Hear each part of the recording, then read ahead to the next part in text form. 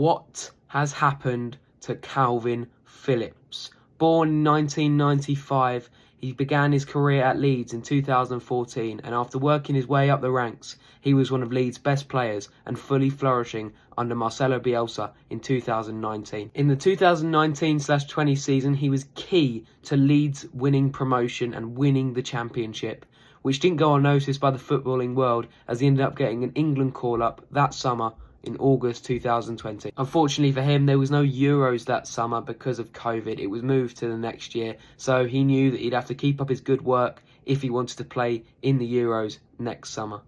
This proved not to be a setback at all, as Leeds not only survived in the Premier League in the 20/21 season, but they finished 9th. And Kalvin Phillips playing 29 of those games and only missing those other ones because of injury or suspension. Because of this, he once again earned his England call-up to play alongside Declan Rice in the Euros, where they were both unstoppable and were a main reason why we made it to the final, where we unfortunately lost against Italy on penalties. Kalvin Phillips may not have left the Euros with a gold medal, but his work did not go under the radar as he won 2021 England Men's Player of the Year, which is a massive achievement considering he was playing in the Championship just a season before. Things were looking good for Kalvin Phillips, but for Leeds, the 21/22 season was a very different season to what they had had before. They were battling relegation right up until the final day, and they had to go away to Brentford and win, or hope that Burnley lose to Newcastle. Both results went their way, as in the last minute they beat Brentford at the GTEC Stadium, and Burnley lost to Newcastle, meaning that Burnley would go down and Leeds would stay up. They were playing Premier League football the next year, but Phillips knew that he'd be playing Premier League football anyway, because he's going to Man City for £42 million. The move to Man City would make sure that Kalvin Phillips could be playing football at the highest level, but it didn't go exactly to plan when he actually got there. He spent most of the season on the bench, only playing 290 minutes all season under Pep Guardiola, and didn't even start a single game in the 2022 Qatar World Cup for England, only coming off the bench twice against Wales and Senegal when England were winning comfortably. Gareth Southgate was happy to play Jordan Henderson over Phillips in the World Cup, and when Phillips got back to City, Pep said that he was overweight and didn't want to play him in his City team as they were going for the treble. So because of that, he spent the rest of the season pretty much on the bench and only played in the games right at the end when City had already won the Premier League and were focusing on the FA Cup and Champions League final. The 2022-23 season was definitely a less eventful one for Phillips than he had been used to, but he was hoping that he could maybe still try and break into the Man City team come the 23-24 season. But this definitely didn't go to plan, as he only played 89 minutes between August and January, and he knew that he needed a move if he wanted to revive his career. So he decided to join West Ham on loan in the January transfer window. This was surely where he could finally get some decent, consistent game time in the Premier League, and he wanted to prove to everyone why he should play in the Premier League and not be a benchwarmer like he was at City. He earned his very first start for West Ham just days after signing against Bournemouth, and after 3 minutes he already gave the ball away, which led to a Bournemouth goal. He was also subbed off in the 68th minute, and West Ham went on to draw 1-1, so not the result we were hoping for, and definitely not a great debut for Kalvin Phillips. Because of this, Moyes didn't start him at Old Trafford, and when we were 2-0 down, he brought him on with 18 minutes to go.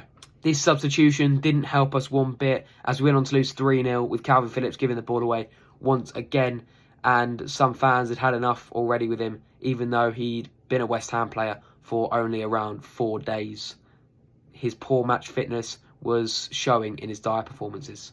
The poor run of form continued for Phillips, and he played 71 minutes in our 6-0 battering at home to Arsenal, and then our 2-0 loss away at Nottingham Forest, where he actually got sent off for receiving 2 yellow cards. So he was well out of favour now by the fans, and it looked like he was heading out of favour of David Moyes as well. Because of his suspension, he missed the Brentford game at home, which we won 4-2, played some brilliant football, and just showed how we can do very well when Kalvin Phillips is not involved. But he was available for the Everton game. He didn't start, but he came on with about 20 minutes to go. We ended up winning the game 3-1 with 2 stoppage time winners, and he actually seemed alright. He was showing some positive signs, and maybe he would be available to play against Burnley, as we might want to save Alvarez for a big game against Freiburg midweek. But no, he was awful once again, and West Ham were 2-0 down to Burnley at half-time, meaning Phillips had to come off for Alvarez, who we didn't really want to have to come on as we were saving him for Freiburg. But we ended up drawing the game 2-2 in the end, but not the result we wanted at all, and definitely could have done better had we not have played Phillips to begin with. Because of these poor performances, he didn't play a single minute against Villa and only played 4 minutes against Freiburg, even though we were 5-0 up. Now, after constantly being in the England squad since 2020, Gareth Southgate finally decided to drop him out of it for our friendlies against Belgium and Brazil, which is a big statement considering Southgate usually picks his favourites and keeps the same squad that he always has. The final story about Phillips so far is about Newcastle away. We were 3-1 up. David Moyes takes Antonio off for Phillips, pushing James Ward-Prowse up front, and Phillips puts in one of the worst performances I've ever seen. He gives away a controversial penalty, but after that, he is just awful like he always is, giving the ball away, not even be able to complete a pass, and that is why we ended up losing the game 4-3 from 3-1 up with 20 minutes to go. All hope seems to be lost for the Yorkshire Pirlo, and it didn't help his case by putting a middle finger up to a fan that called him useless, getting back on the team coach from Newcastle. So that means it's going to be nearly impossible now for him to restore a good relationship with the fans. Luckily, he's only on loan, so he will probably be sold by Man City at some point when he goes back.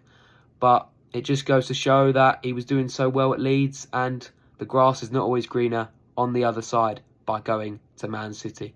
So let me know your thoughts in the comments below, and that